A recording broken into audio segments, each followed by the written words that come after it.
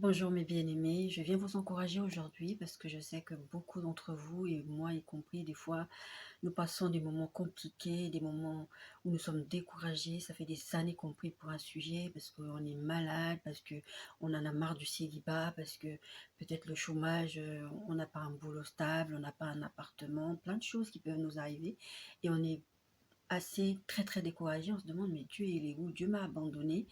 Qu'est-ce qui se passe? Pourquoi les choses ne bougent pas? Ça fait des années que je prie pour le même sujet et rien ne se passe, quoi.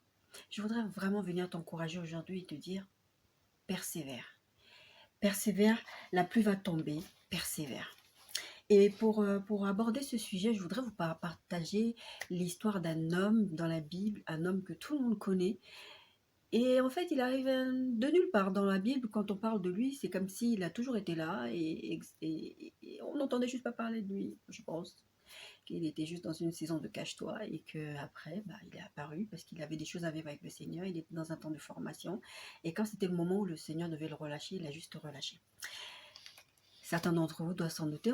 Je voudrais qu'on parle de Élie. Élie, en fait, je priais ce matin, je demandais au Seigneur en fait ce qu'il voulait que je partage avec son peuple et, euh, et, et je, et je ne savais pas, enfin, j'ai tout plein de choses que le Seigneur m'a déjà mis à cœur pour partager avec vous.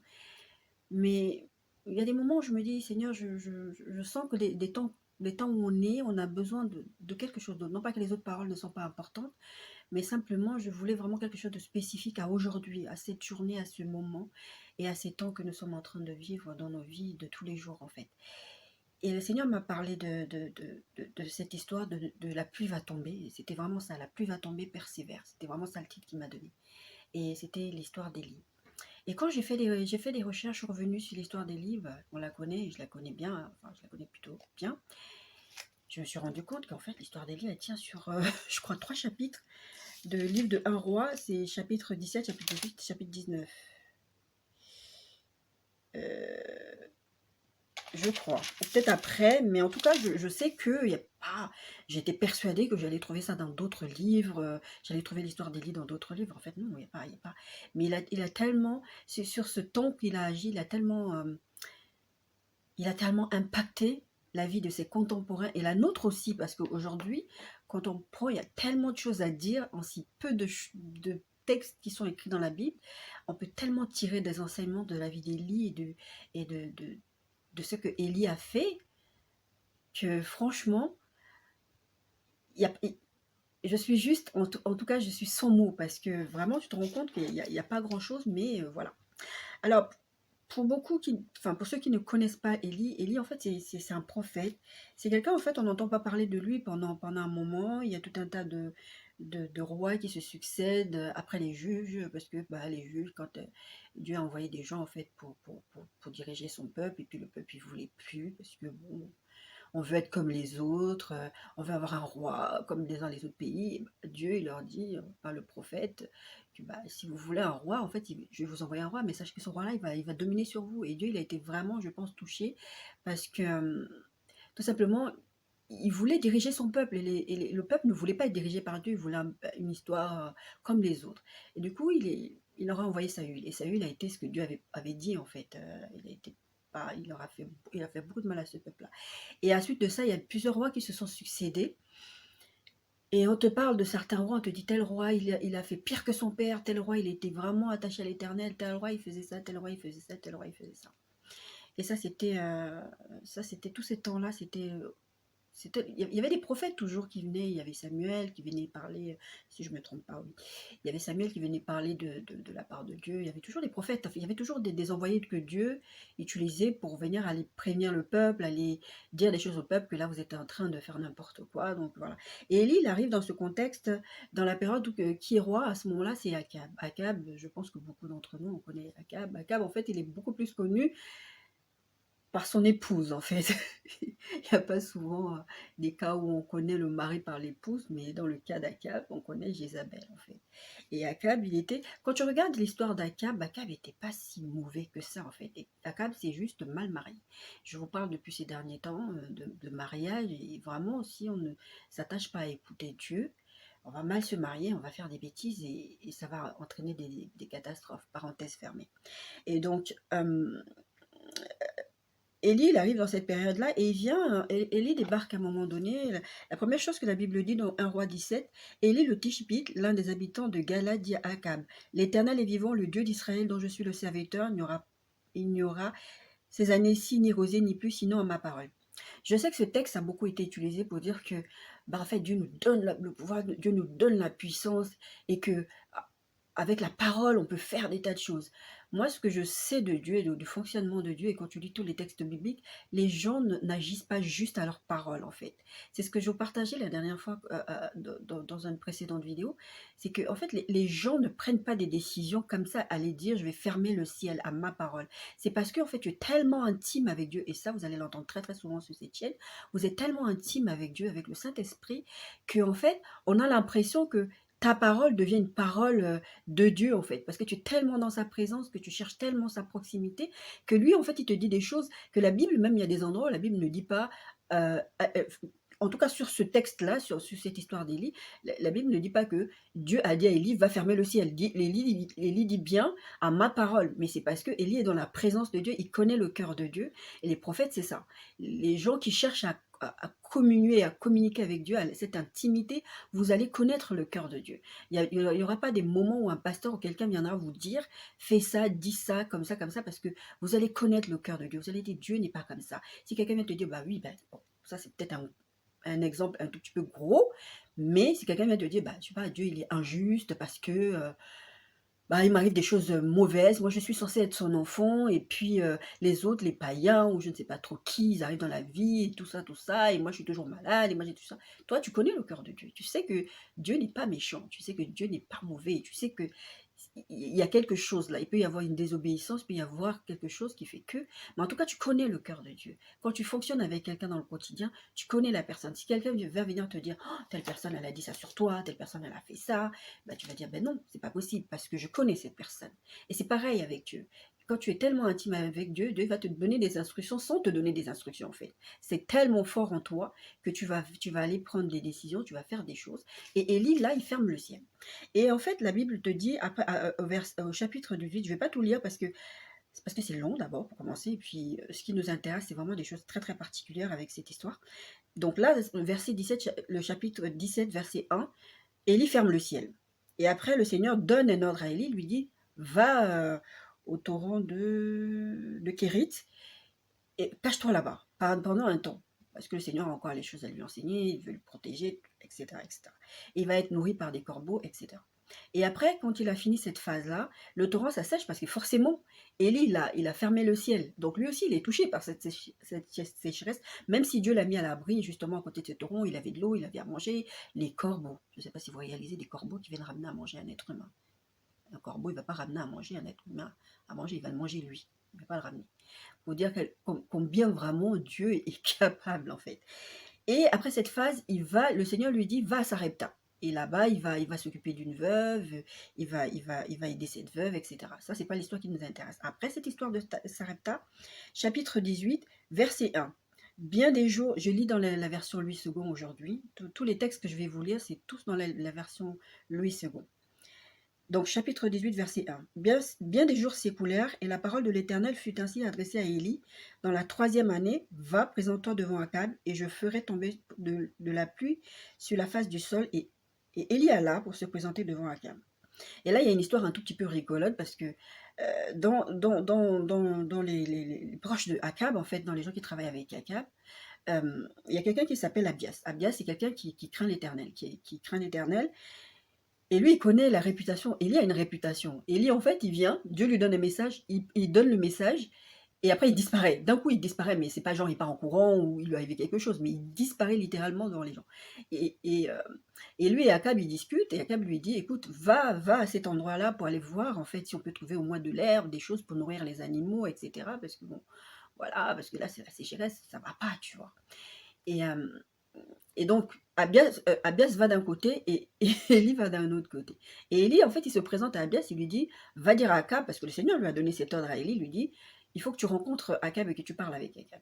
Et Élie, donc, il dit à Abias, bah écoute, je vais me présenter devant Akab.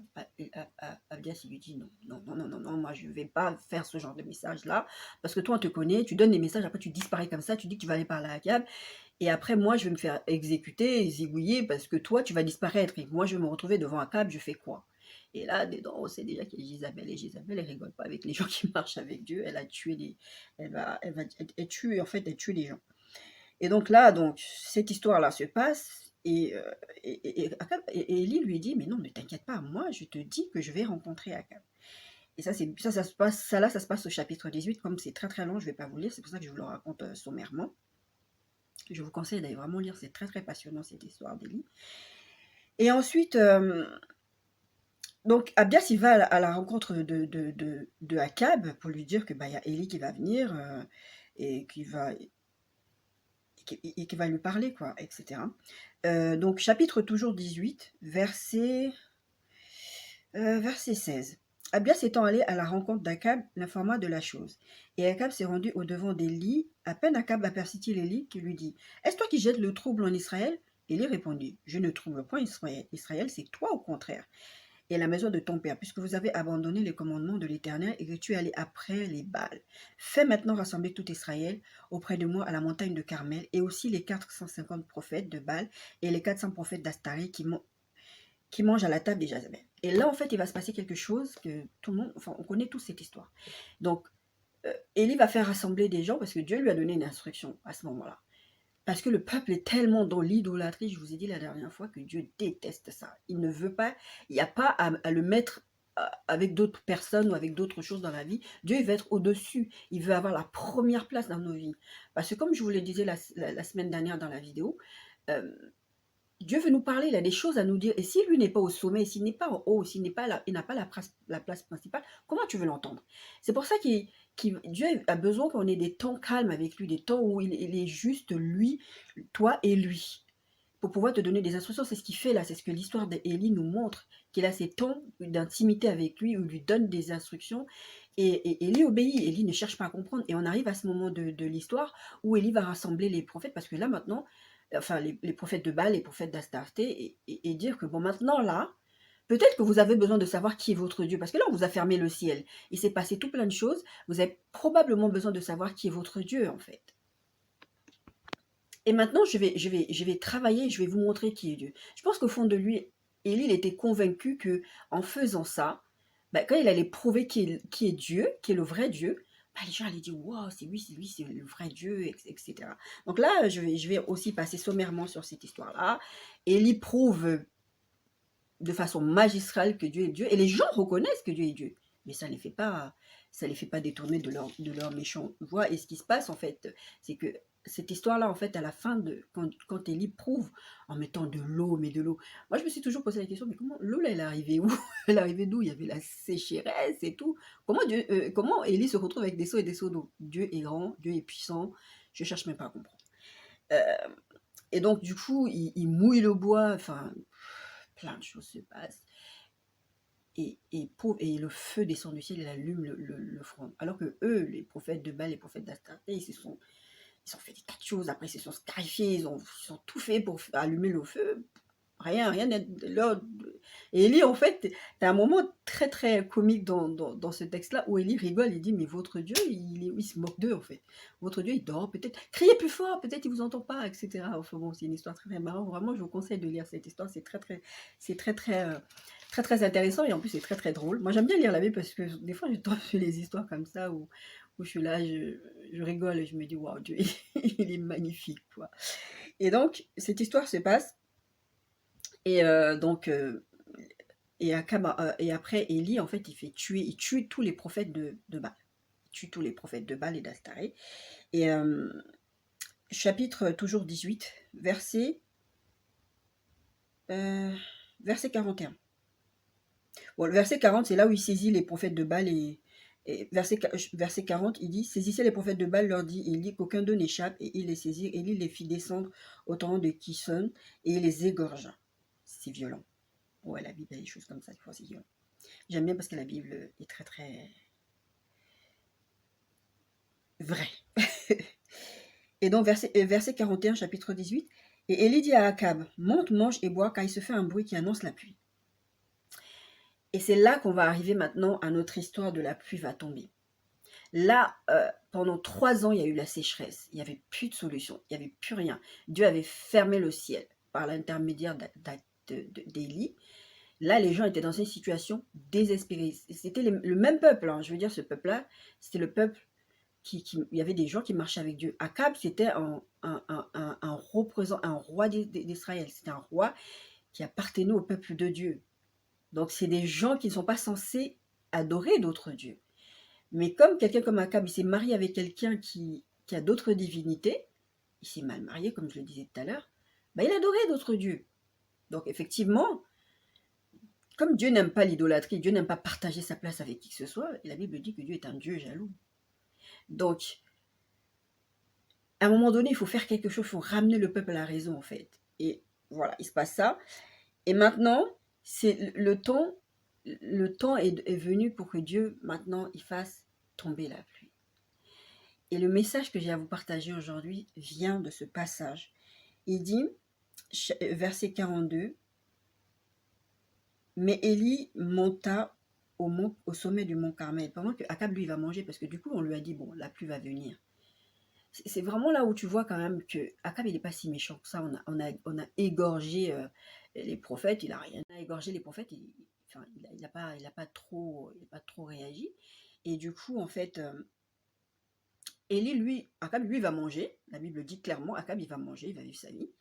Et Élie, en fait, il va au sommet, il va prier. Il va passer du temps dans la présence de Dieu. Et en fait, il y a cette position qui tient, la Bible dit, qu'il met son visage entre ses genoux et dit à son serviteur, monte, regarde du côté de la mer. Le serviteur monta et regarda et dit, il n'y a rien.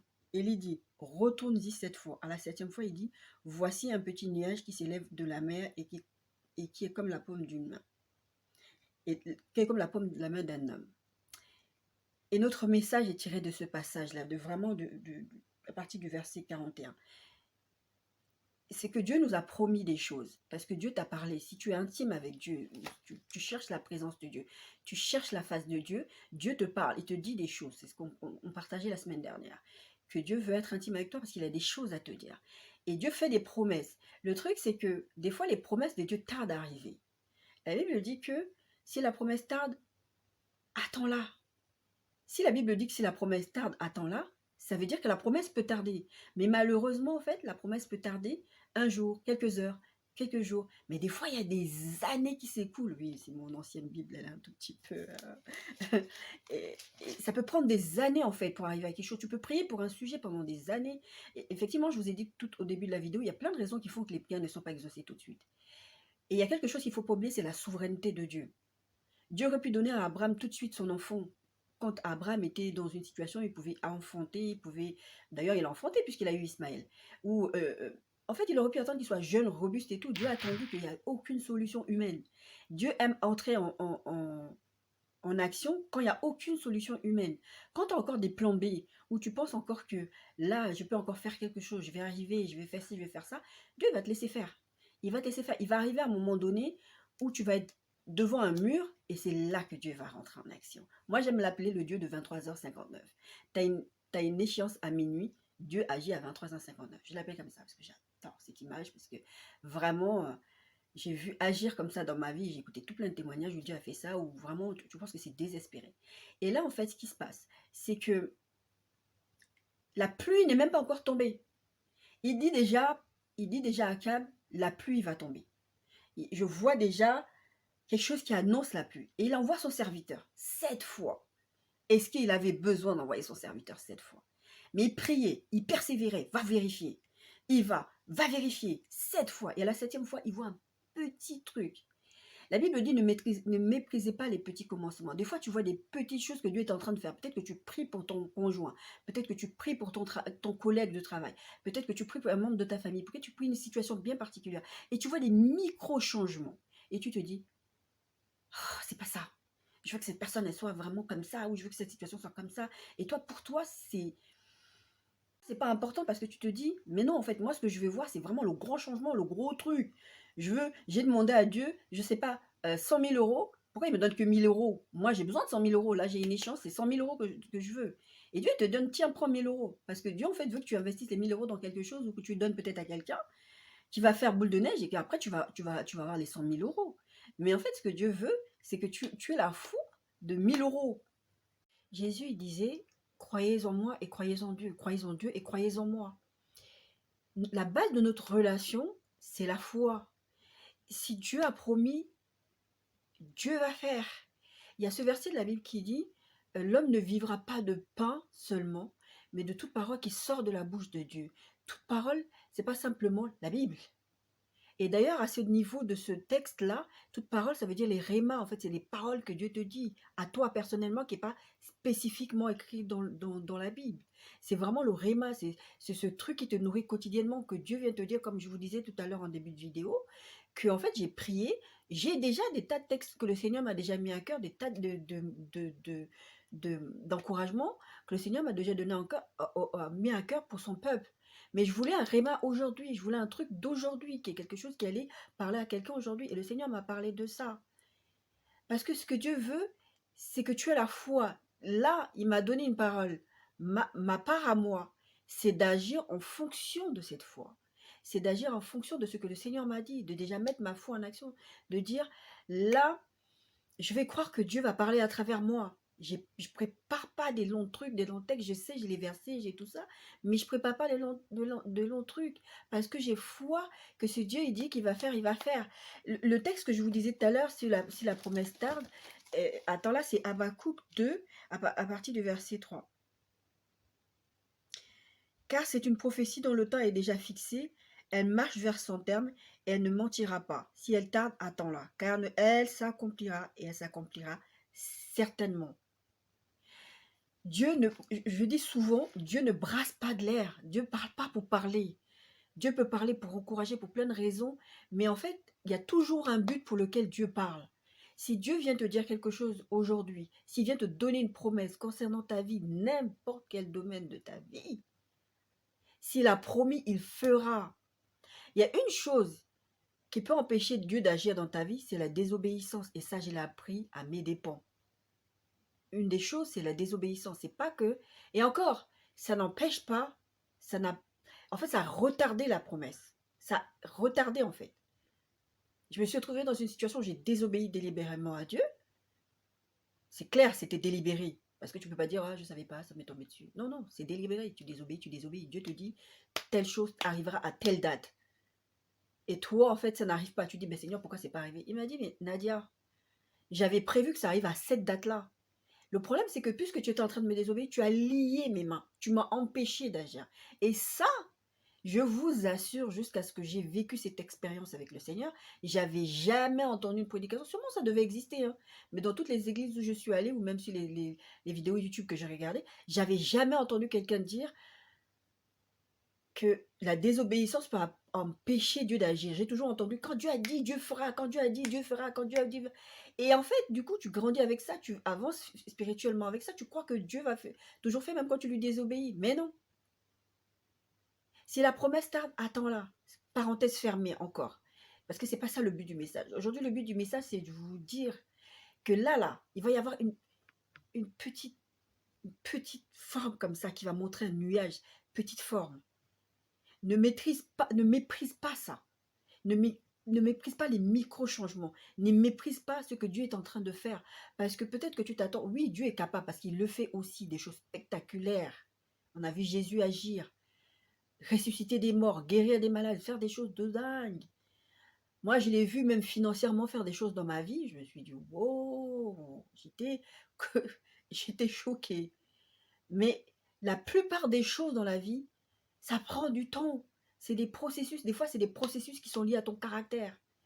Parce que Dieu veut travailler ton caractère. Tu demandes quelque chose à Dieu, mais Dieu ne va pas te donner quelque chose qui ne correspond pas au fait que ton caractère va bousiller le plan de Dieu. Dieu ne te donnera pas.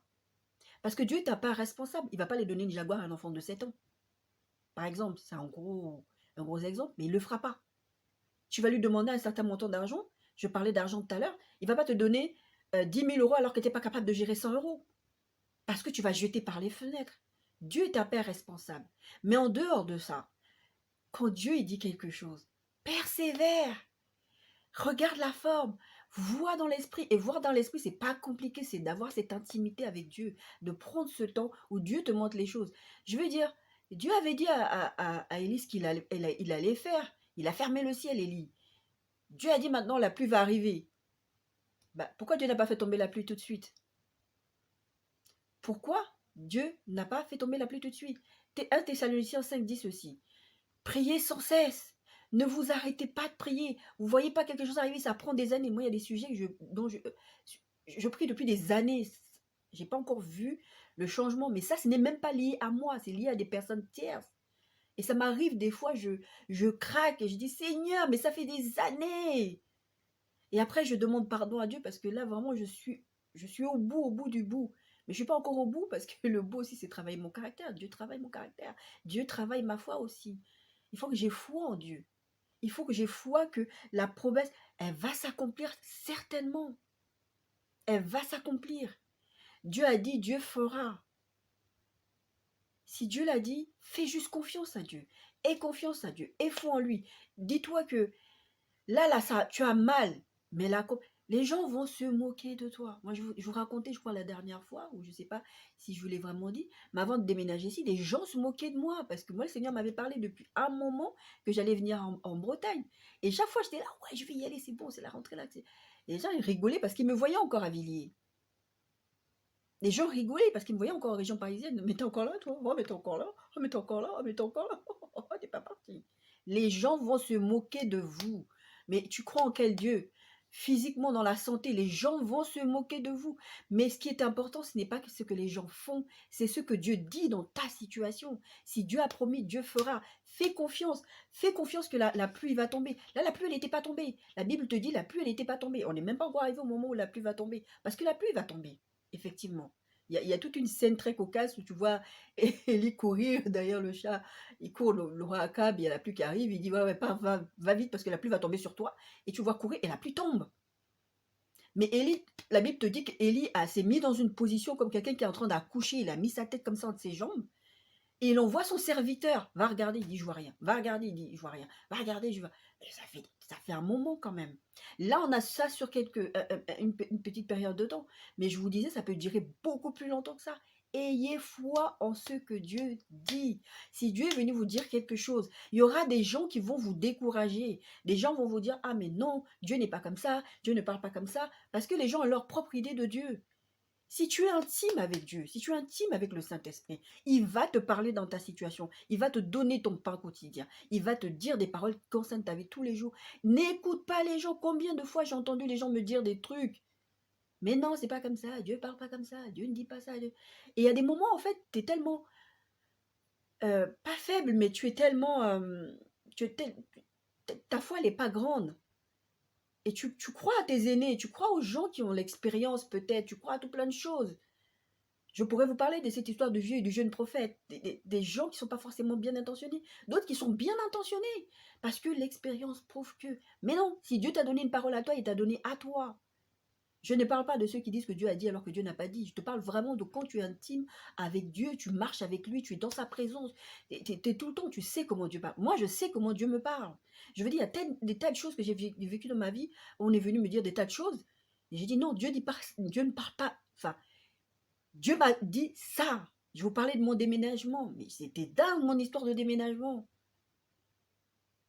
Il m'a même dit comment je devais ranger ma maison. Range ta maison comme ça. Fais tes cartons parce que tu vas te retrouver à la dernière minute. Tu vas te trouver prise de court. Tu ne vas pas y arriver. Fais tes cartons. Moi, en plus, j'étais persuadée, comme ça faisait pas longtemps que j'avais dit à notre appartement, j'étais encore dans les cartons, j'étais persuadée que, ah bah oui, j'ai pas grand chose de cartons à faire. Je me suis retrouvée à la dernière minute, effectivement, j'étais prise de court. Le Seigneur m'avait parlé. Le Seigneur m'avait parlé. Si Dieu t'a parlé, attends la promesse. Je voudrais vous lire quelques versets sur la pluie du ciel pour vous encourager. Joël 2, 23, 24. Et vous, enfants de Sion, soyez dans l'allégresse et réjouissez-vous en l'Éternel votre Dieu. Car il vous donnera la pluie en son temps. Il vous enverra la pluie de la première et de l'arrière-saison, comme autrefois.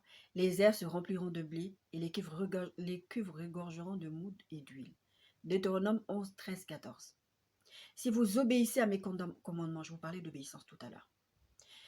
Si vous obéissez à mes commandements, que je vous prescris aujourd'hui, si vous aimez l'Éternel, c'est de ça qu'on parle, votre Dieu, et si vous le servez de tout votre cœur, de toute votre âme, je donnerai à votre pays la pluie en son temps, la pluie de la première et de l'arrière-saison, et tu recueilleras ton blé, ton mou et ton huile. Zacharie 10:1. Demandez à l'Éternel la pluie du printemps. L'Éternel produira des éclairs, il vous enverra une abondante pluie, il donnera à chacun de l'herbe dans son champ. Il y a tout un tas de promesses de la Bible, dans la Bible où Dieu dit, il va faire. Dieu dit, il va faire. Ce qu'il te demande, c'est de persévérer. Sinon, Dieu n'aurait pas besoin qu'on prie. Dieu veut travailler avec nous. Persévère. Mon bien-aimé, ma bien-aimée, persévère, ne lâche pas. Si tu entends des voix, ferme. Ferme tes oreilles. Tes oreilles, ce n'est pas des poubelles. Tu n'as pas besoin d'entendre des gens te dire tu vas pas y arriver, ou même des gens qui viennent te dire ah tu vois, moi je te vois plutôt faire ça parce que tu vois ton caractère, tes choses, la façon dont tu fonctionnes, je te vois plutôt là-dedans. C'est pas forcément des personnes méchantes ou qui ont des mauvais, qui sont mal intentionnées, mais c'est des personnes qui ne connaissent pas le cœur de Dieu. Toi, tu es cœur à cœur avec Dieu, ne te décourage pas. S'il faut que tu pries pendant des années, prie pendant des années, ne te décourage pas. Si tu as des moments de découragement, vois avec tes frères et sœurs. Entoure-toi des personnes qui vont booster ta foi. Reste pas tout seul dans ton coin. Entoure-toi vraiment de gens qui vont t'encourager, qui vont te dire ne lâche pas parce que Dieu t'a parlé. Moi, il y a eu des moments où des gens ont dit des choses sur moi et je suis allée vers mes sœurs qui, elles, connaissent comment je fonctionne. On fonctionne ensemble, on prie ensemble, on parle de Dieu ensemble, on s'édifie les unes les autres. Et j'ai une de mes sœurs qui disait, mais cette personne, elle ne te connaît pas. Elle te donne un conseil général comme ça, que Dieu ne fait pas ça, parce qu'elle pense que c'est comme ça que Dieu fait. Mais toi, tu connais, nous, on te connaît, on connaît ta relation avec Dieu. On sait comment Dieu te parle. Et tu sais que Dieu t'a parlé. J'étais pas dans un état où j'étais en train de faire quelque chose de mal, ou que j'étais en train de désobéir. Donc je savais que Dieu m'avait parlé à ce moment-là. Mais il y aura toujours quelqu'un qui va te décourager. Ton père, ta mère, n'importe qui va venir te décourager. Tiens bon. Voilà, aujourd'hui, c'était vraiment ça. Mon message, c'était vraiment de vous encourager, de vous dire vraiment la pluie va tomber, quoi. Elle va tomber. Élie, il a dit, on entend le bruit de la pluie. On entend le bruit de la pluie. Il a dit à Akab, ça va arriver. Et pourtant, il n'avait rien vu encore. Et quand il dit ça à Akab, il n'y a rien qui se passe. Et après, il va prier. Il a reçu une parole de Dieu. La parole que tu reçois de Dieu doit s'accompagner toujours de la prière. La parole que tu reçois de Dieu doit s'accompagner de la prière. Tu dois prier. Si le Seigneur t'a dit quelque chose, déclare ces choses tous les jours. Il n'y a pas longtemps, le Seigneur m'a dit quelque chose sur ma santé. Je déclare ça tous les jours. Mon corps, il est en train de me dire autre chose. J'avais prêché une parole comme ça où je disais, il y a une différence entre la réalité et la vérité. La réalité, c'est que là, je suis malade. Physiquement, je suis malade. Je suis en situation de handicap. Mais la vérité, c'est que le Seigneur m'a dit que je suis guérie. Et donc, moi, j'attends juste la manifestation de la guérison. Peut-être aujourd'hui, ton compte, il est vide. Tu étais dans une situation, tu n'as rien fait, tu n'as pas mal géré l'argent. C'était allé d'aléa en aléa. Des choses qui te sont arrivées. C'est pas grave. Tiens bon. Tes greniers vont regorger. La pluie va tomber. Tiens bon. Continue, persévère si tu es découragé. Comme je disais, vois avec des frères et sœurs avec qui peuvent t'encourager, qui peuvent t'aider à traverser cette étape-là. Parce que c'est pas facile quand tu es tout seul. Tout le monde n'a pas cette possibilité. Moi, j'ai beaucoup de temps libre devant moi, donc j'ai beaucoup de temps, de temps pour faire, c'est le cas de le dire, excusez-moi, de faire des temps calmes, de rester dans la présence de Dieu, de passer toute ma journée à louer Dieu. Ça, c'est vraiment quelque chose qui fait bouger le ciel. C'est adorer, louer Dieu dans les situations où tu es difficile. Seigneur, je te remercie. Seigneur, je te bénis. Seigneur, Dieu, il adore quand on fait ça. Quand tu es dans cette position où c'est compliqué, les choses sont compliquées, tu ne vois pas le bout, c'est pas grave. Continue, prie, persévère. Et pendant ce temps, loue Dieu. Moi, j'aime tout mon temps là, je fais que ça. Je fais que ça. Parce que je sais que je suis dans un temps de formation, je sais qu'à un moment donné, le Seigneur m'amène quelque part, je sais où il est en train de m'amener, il m'a déjà parlé de ça, mais pendant ce temps, il est en train de me former et j'ai beaucoup de temps libre devant moi. Donc, mes journées, c'est écouter les prédications, louer Dieu, chanter, danser pour le Seigneur, exhorter les autres, faire c'est ça ma part. C'est ce que je vous parlais dans le verset oui, c'était Joël. Ah non, c'était pas Joël, c'était Deutéronome. Quand je vous parlais de si vous obéissez à ses commandements, si vous le servez de tout votre cœur. Pendant le temps, moi je sais que quand les moments où le Seigneur me promet quelque chose et que la chose n'arrive pas, Le Seigneur me met devant des gens pour les encourager, pour ce que moi-même, j'ai pas. Pour lequel je prie. Et au début, tu as vraiment ce truc où tu dis: «Seigneur, tu te fiches de moi, en fait. Franchement, tu vois pas que» mais je vais toujours avoir ce côté où je vais me remettre en question, je vais obéir. Je vais obéir. En fait, Dieu, ce qu'il aime, l'obéissance. Tu obéis tout de suite. Voilà, je vous donne toutes les pluies de bénédiction du ciel. Vraiment que la bénédiction de l'Éternel soit sur vos vies, sur vos enfants. Faites confiance à ce que le Seigneur a fait à la croix. Faites confiance à ce que Dieu dit. N'écoutez pas les gens qui vont vous décourager. N'écoutez pas, avec tout le respect que je dois aux parents, les pasteurs, tout ça. Vraiment, écoutez, faites des cœurs à cœur. Je parle bien de celui qui est dans la présence de Dieu, qui est intime avec Dieu. Je ne parle pas de quelqu'un qui fait n'importe quoi. Et après, il va prendre des décisions et puis il va dire non, j'écoute pas le pasteur. Non, non, je ne suis pas dans ça. C'est pas ça que je suis en train de dire. Parce que là, tu es vraiment en danger. Si tu as l'habitude de faire ce que tu veux en disant oui, moi, j'écoute pas les pasteurs, j'écoute pas mon père, j'écoute pas ma mère. Parce que Dieu positionne des autorités aussi au-dessus de toi, justement, pour te remettre sur le droit chemin. Je parle vraiment quand tu as cette intimité. Tu sais comment le Seigneur parle avec toi. Ça ne veut pas dire que tu ne dois pas écouter les pasteurs. Mais je dis que beaucoup se trompent. Beaucoup peuvent se tromper. Ils peuvent avoir une parole, mais ils peuvent très très mal interpréter. Quand David est allé voir Nathan, il a dit: moi, je vis dans j'ai un palais et le Seigneur, il n'a même pas de temple. Et Nathan lui dit, il dit: je vais construire un temple pour l'Éternel. Je vais construire un temple pour l'Éternel. Et Nathan lui dit: ah, mais ça, c'est une bonne idée. Tu devrais le faire. Le Seigneur est avec toi. Il lui a envoyé toutes les bénédictions. Et après, le Seigneur va dire à Nathan: mais moi, je l'interprète comme ça. Mais si vous le lisez, c'est littéralement, c'est quasiment ça qu'il dit, hein, mais sous d'autres formes. Le Seigneur va dire à Nathan: mais est-ce que je vous ai demandé quelque chose? Est-ce que je vous ai déjà dit que je voulais un temple? Je vous ai rien demandé.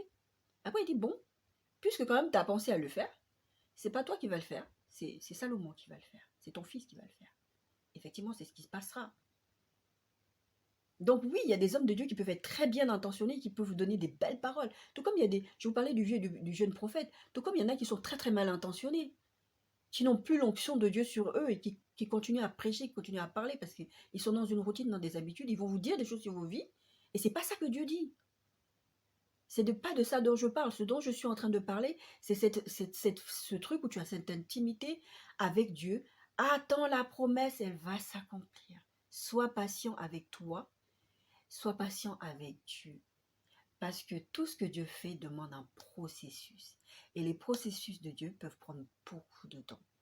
Peuvent prendre très peu de temps aussi, mais peuvent prendre beaucoup de temps. Et pendant ce temps, le Seigneur t'apprend à l'aimer, à t'aimer, à aimer les autres, à grandir dans ton caractère, à grandir dans plein de choses.